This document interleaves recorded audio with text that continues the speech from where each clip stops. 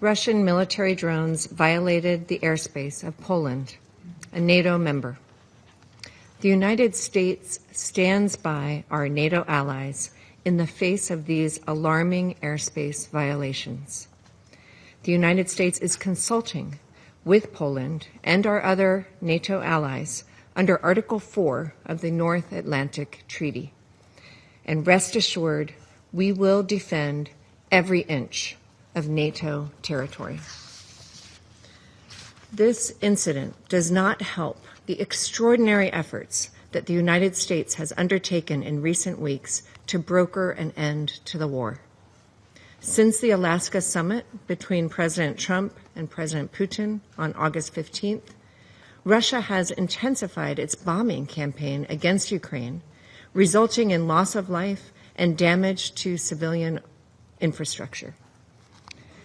These actions, now with the addition of violating the airspace of a U.S. ally, intentionally or otherwise, show immense disrespect for good faith U.S. efforts to bring an end to this conflict. According to reports from the Polish Operational Command, more than a dozen unmanned aerial vehicles invaded the country's airspace, the BBC reports. It is reported that air defense forces neutralized some of them. Damage to a residential building in the Lublin province has been recorded. There were no casualties. Warsaw acknowledged that the drones could have flown in from Ukraine. At the same time, it was quick to blame Russia without presenting any evidence.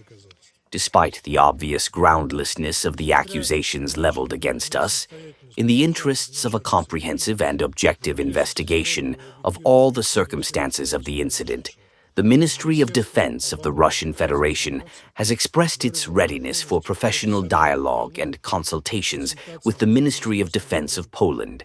The Russian Foreign Ministry, in turn, is also ready to join this work. That is, if the Polish side is really interested in reducing tensions rather than escalating them. Without waiting for official conclusions, EU Foreign Policy Chief Kaja Kallas hastened to make loud statements about an alleged deliberate violation of Polish airspace. She promoted her favorite thesis about investing in Europe's defense, i.e., continuing its militarization. Hysterical cries about Russia's alleged aggression are also coming from other European capitals. Under the pretext of conducting joint Russian-Belarusian exercises, Zapad 2025, the Polish authorities have already announced the closure of the border with Belarus and their intention to send up to 40,000 troops there. We would like to remind you that our strategic exercises are defensive in nature and do not pose a threat to any of our neighboring countries. We know, and I repeat, we know that it was not a mistake.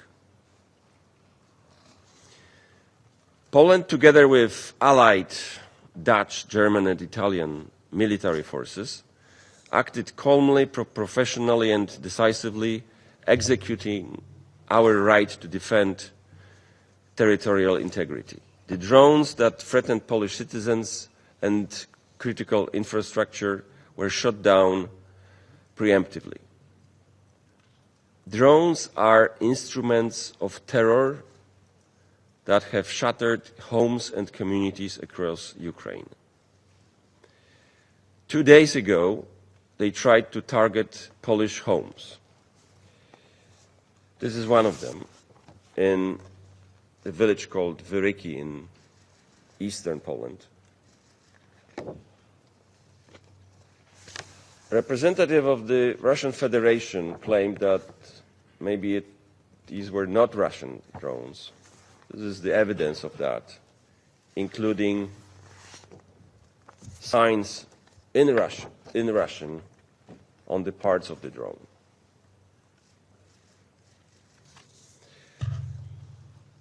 Ladies and gentlemen, Russia wants to set the region on fire. Here, in this chamber, sits a permanent member of Security Council as a judge in its own case, violating the UN Charter of which this very country should serve as defender and warrantor. As for Russia, we expect to take full responsibility for this unjustified act, to fully explain the reasons for the intrusion, and to take all necessary measures so such incidents will not repeat in the future. One more important thought. You know, our Russian colleague called it possibly malfunction or mistake or coincidence. You know, once or twice it can be a coincidence or malfunction, but not 19 times, not 19 intrusions conducted within 7 hours. And not only those drones, those Russian military drones, flew through the airspace of Ukraine.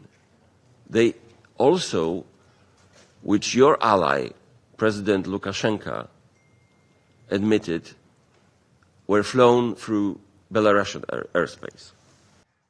We regret that in its request for a UN Security Council meeting, Poland accused Belarus of escalating the situation and disregarding international law. We reject any allegations against us in connection with the incidents of violation of Polish airspace by unmanned aerial vehicles on the night of September 10th. And these accusations are particularly unfounded, given that the Republic of Belarus was the first and, possibly, the only country to inform the Polish side about the approach of the drones. We are further away from peace than we have ever been. The human toll is catastrophic. Ukraine has suffered more civilian casualties over the last months than at any time since Russia's full-scale invasion began. And just 2 days ago, Moscow decided it was not enough to keep murdering Ukrainians. Russia is spreading this conflagration in Europe, launching now its deadly drones into Poland's airspace.